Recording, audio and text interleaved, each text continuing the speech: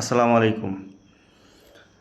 আমরা মানুষ ঠিকই, কিন্তু আমরা নামে মানুষ, আসলে কিন্তু আমরা মানুষ না।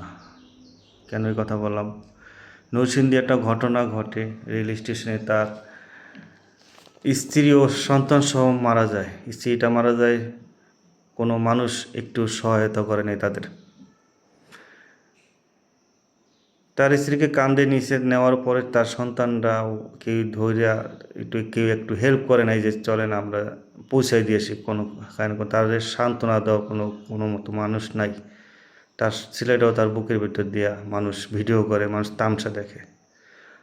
আমরা কত বড় নিষ্ঠুর মানুষ দেখেন। আমগো দেশে যাদের তেলুয়া মাথায় তেল মারে মানুষ, এই কথাটা কেন বলে? এই কথাটা বাস্তবে আজকের এই ভিডিওতে না, আজকের এই ঘটনা না, আর বহুত ঘটনা এরকম, পিছনে অনেক ঘটনা এরকম ঘটছে। তাহলে আমরা কিভাবে মানুষ হইলাম?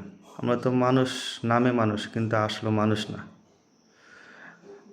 আমরা মানুষ দেখাইয়া, মানুষের প্রবলন দেখাইয়া, মানুষের দেখাইয়া উপকার করি, নেতাকর্মীদের পিছে ছুটি, মানুষ দেখাইয়া উপকার করি। কিন্তু আপনি তখনই মানুষ হবেন যখন আপনি তার মনের ভিতর থেকে আন্তরিকতা, সহানুভূতিটা আপনি না থাকে, ঠিক আছে? মানুষ দেখায়া কোনো সহানুভূতি হয় না। আপনার কাছের মানুষগুলা, যাদের যাদের মনে করেন টাকা পয়সা আছে, যাদের বাড়ি গাড়ি আছে, তাদের পিছনে দেখেন কত মানুষ ছোটে। এই আমাদের সাধারণ মানুষের মতনই তাদের পিছনে ছোটে। কিন্তু যারা গরিব মানুষ আছে, তাদের হয়েছে সবচেয়ে বড় সমস্যা।